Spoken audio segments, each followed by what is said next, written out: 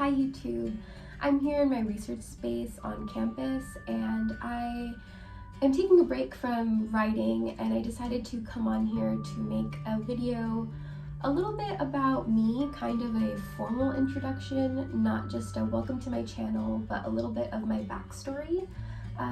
So I hope you stick around. So starting at my early childhood all the way up into adulthood, I was a ballet dancer. I danced from age 2 to age 22, 23, and I had the very fortunate experience of being a professional ballerina.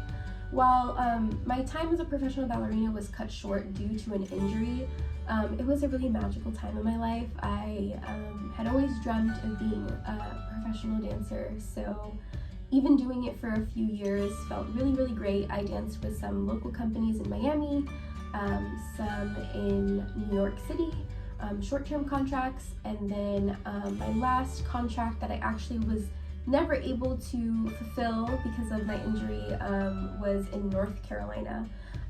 So I danced my whole life up until 22, like I just said. So when I started college, I was still dancing. I was still trying to pursue a professional dance career. And this was something that I always felt I was good at. I was always a good, disciplined dancer. I was always a great student as well. However, dance was where my talents lied, or so I thought. So when I started college, I came to a big university. We have over 50,000 students, so it was quite a shock. To me, it was quite a different environment. I didn't feel like I integrated really well, and I very quickly got lost in the shuffle. And I kind of attribute my losing and getting lost in the shuffle to being a first-generation student. There was a lot of campus culture, campus, I guess, things that people know that I just didn't know at the time.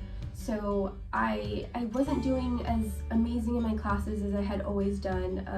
I didn't know simple things like meeting with your professors for office hours, or good study methods, or anything like that. So those are things that I learned way later. But when I initially came into college in 2014, I felt super lost, I felt super alone, and I had dance to back me up. I knew that that was something I was good at. I trusted that, so I left school back in 2016 to just full-time pursue dancing.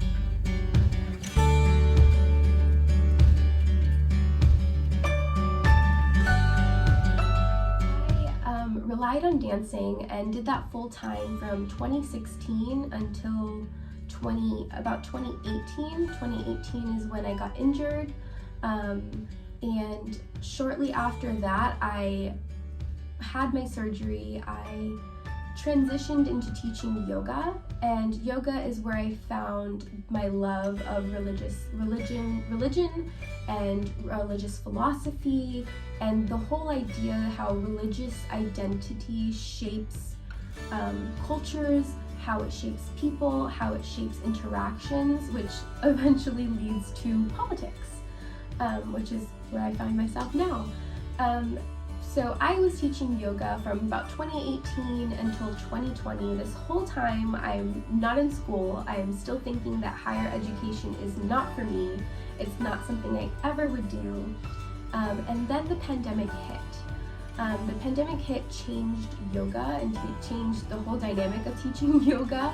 I moved quickly onto the Zoom space and offered Zoom classes.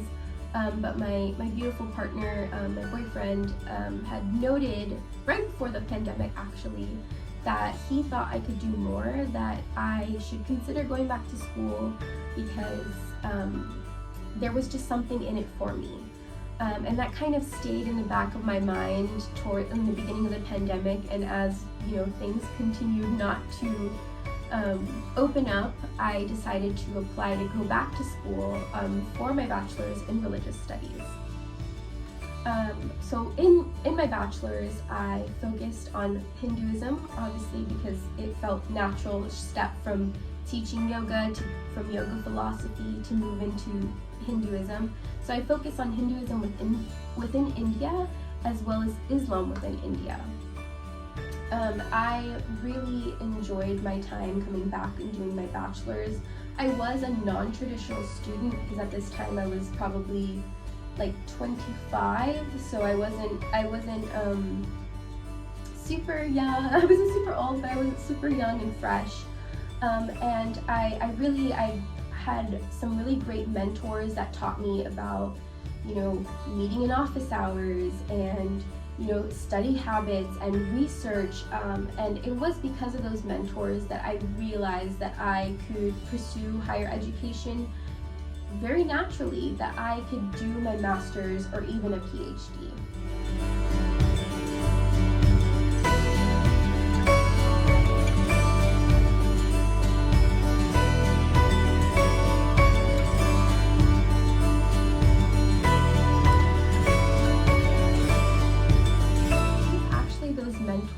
Who inspired me that higher education was something for me. It was something I belonged in, and I had just learned so much coming back and finishing my bachelor's.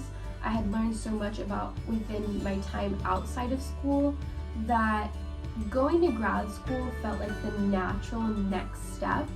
But I would say that what inspired me most to go to grad school was I wanted to take everything I learned, all the tips and the tricks and the hard times, and give back and inspire and help and mentor others. So that was my first thought of going to grad school and actually getting my PhD. I was like, I could be an administrator, I could be a professor, and I could help to mentor, and I can give back to the communities that I feel I identify with, and I could help other first gens that feel lost. So that was my initial thought in applying to grad school and going back completely into academia. That kind of leads me into where I am today. I'm a third-year PhD student at Florida International University doing my degree in international relations. So my work actually involves kind of religious diplomacy and interfaith dialogue as a way of making political relations between the Middle East and Latin America. I'm also looking at this idea and this concept of imagined communities and trans-regionalism. While those are a lot of different topics, I haven't exactly narrowed down what my dissertation is going to be quite yet. I'm still exploring and still reading around. I find a lot of gaps, which is great for me, but it also makes it harder to pin down a topic. So my being in grad school is really a labor of love and inspiration from my mentors. It's a way of me, I guess, not only giving back, because I do love to help people, hopefully you, on campus and, maybe through this platform. So that goal of being a leader, a mentor, has never left my head, but while pursuing this degree and being in my third year, I've had time to explore, to read, to learn. I absolutely love research. I absolutely love talking to people and getting to know their research and their passions. So I think everything has worked out for the better. I'm in a place that I love, and I feel so fortunate to be doing this degree. And I love that I've learned so much, and I want to continue giving back and helping people where I can, using all the things that I've learned and continue to learn. So that's where I am right now. That's a little brief story about me.